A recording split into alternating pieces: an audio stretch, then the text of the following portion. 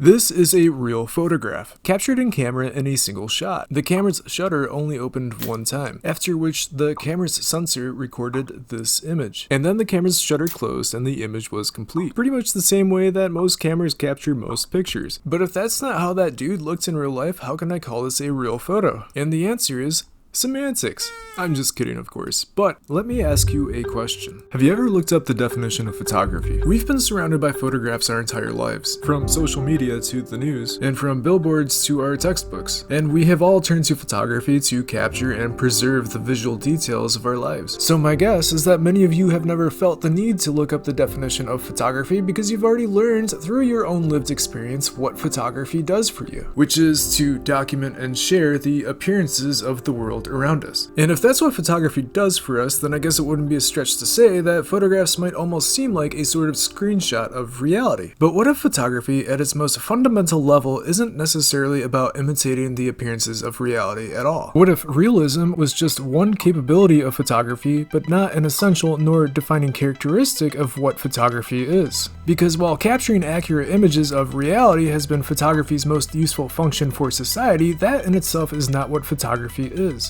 When we reduce photography down to its essentials, it's really just the use of light to form an image on a light-sensitive surface. In fact, that is how the Merriam-Webster dictionary defines photography, as the art or process of producing images by the action of radiant energy, and especially light on a sensitive surface, such as film or an optical sensor. Likewise, a photograph could be defined as any image produced by the use of light on a light-sensitive surface, such as film or photo paper or grass or human skin. And notice how nowhere in these definitions are the appearances of reality ever mentioned. In fact, to create a photograph, you don't even need a tangible physical subject to photograph. You don't even need a camera or a lens. All you need is light and a light-sensitive surface. For example, take a green laser pointer and a sheet of darkroom paper into a dark room and use the laser pointer to draw a smiley face on the paper. Once you develop that sheet of paper, you should have a photograph of a subject matter that didn't exist outside of the photograph you created of it, and not to mention you'll also have a photograph that was created without a camera or a lens. And that, by the definition of photography, would be a real photograph. When we begin down this path of thinking about photography as forming images by using light on a light-sensitive surface, this is when we can really begin to see photography for its namesake. The word photography, which was derived from the Greek root words phos, meaning light, and graph, meaning to draw,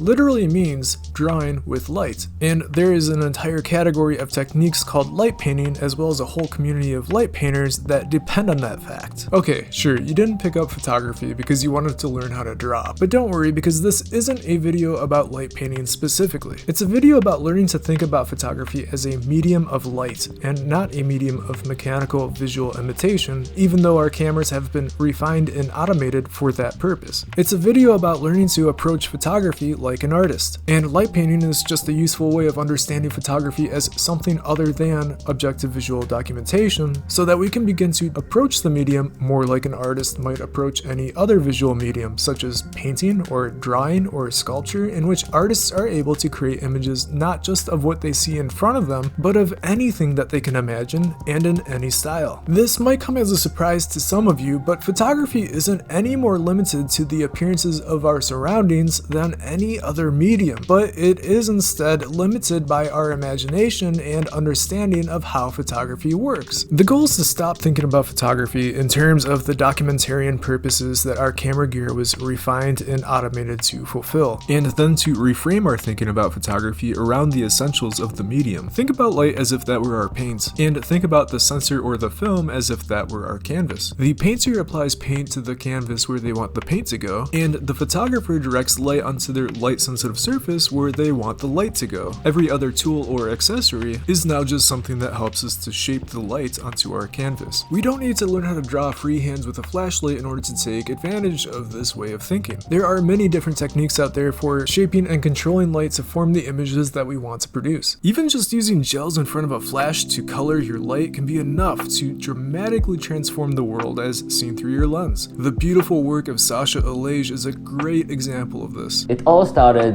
in 2004 when I discovered photography. I also discovered that you can change the color of the flash by adding a piece of paper in front of it, and you can get a photo like this. It was like a wow moment for me. I understood I can do anything with photography. There is absolutely no limit. And rather than just taking pictures of objects and shapes, I decided to take pictures of emotions, of feelings, of dreams.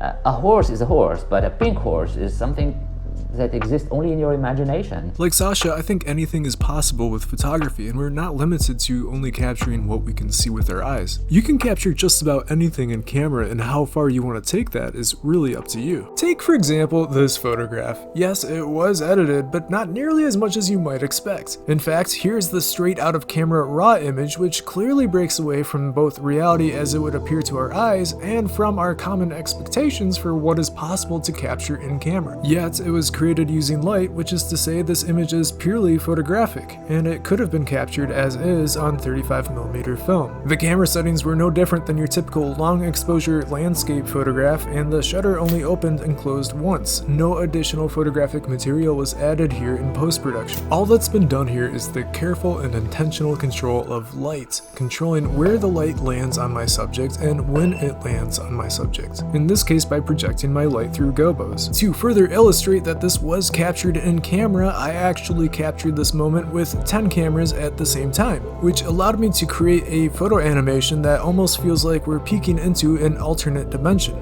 Now, since I've reframed my own understanding of photography in this way, that photography is drawing with light and that I can use light to create images of anything I can imagine, I've since grown curious about translating other artistic styles into the photographic medium. More recently, I've been curious about how Cubism might work within the context of photography and how that might be captured in camera. I'm sure that most of you are familiar with Cubism, but to quickly recap, Cubism was an art movement in the early 20th century, in which artists were attempting to depict their models and subjects from multiple perspectives and at different points in time simultaneously within the same artwork. Many of these artworks were made in the form of paintings, sculptures, and drawings, but not so much as photographs. And I feel as though so much more could have been accomplished there, because I feel like both photography and Cubism could really shine together. I mean, here we have a medium that on the surface might seem to most as incompatible with the Cubist style, if we are to perceive it as a sort of screenshot of reality. Most of the photographs we create and engage with are photorealistic and taken at a single decisive point in time and from a single perspective. Then over here you have Cubism, which was a breakthrough in art capable of depicting a sort of hyper-reality where people, places, and things are broken down and abstracted into geometric planes so that they can be seen from multiple perspectives at multiple points in time, which is something that we just don't see in real life with our own two eyes, and therefore something most people wouldn't suspect of being able to capture on film. But I think I kind of managed to do it. I mean, here's a photograph I captured within a single shutter actuation. This was captured in camera. It's not a composite of multiple photographs, and I mean, hey, here we have a person seen from multiple perspectives and at different points in time simultaneously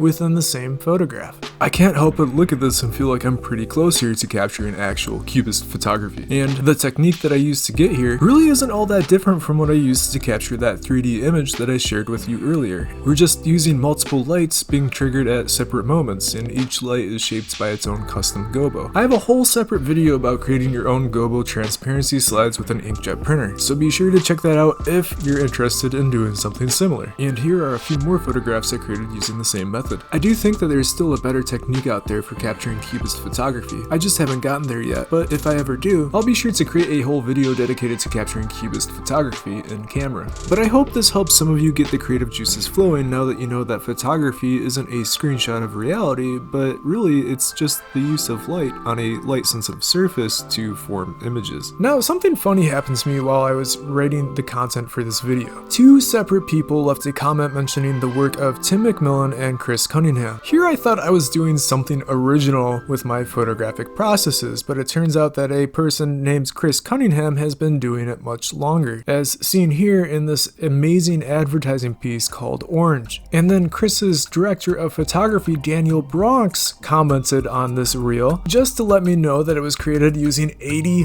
pinhole cameras using 35mm film, which is a massive flex on my photographic work. And apparently the first person to explore this type of photography was Tim McMillan, who himself was coincidentally also interested in capturing Cubist photography. I had no idea about any of these artists until I had seen these comments, which reminds me of the scripture about how there is nothing new under the sun. I want to take this moment to recognize my Lord and Savior Jesus, because I wouldn't be here today to have this opportunity to share my fascination with photography with any of you without his transformative work in my life. And I also want to take a moment to thank Ethan Uncurated, who created a very generous Instagram reel featuring my work and my process. This is the same reel where I found those aforementioned comments. This reel came as a complete surprise to me. I have no idea how Ethan found my work, which is even funnier to me because I had just found his YouTube channel a few weeks prior to that, and I liked a lot of what he had to say about the creative journey. I recommend that you go check out both his YouTube channel and his Instagram because he has a lot to say that I think is worth listening to. So shout out to you, Ethan. Thank you so much for that. I really felt honored and recognized by that, and the exposure that it brought to my work has single-handedly connected me with so many other